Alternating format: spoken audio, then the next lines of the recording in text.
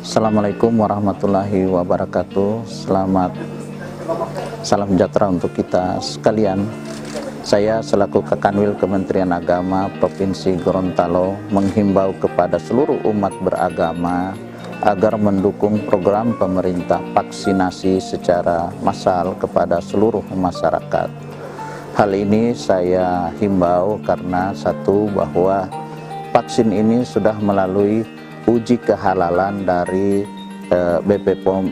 LPPOM MUI, dan MUI sudah mengeluarkan fatwa nomor 2 tahun 2021 tentang kehalalan vaksin ini.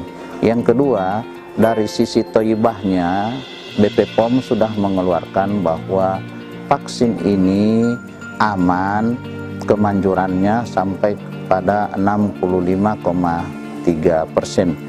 Ini menunjukkan bahwa prasyarat halal dan thayyibah itu sudah terpenuhi.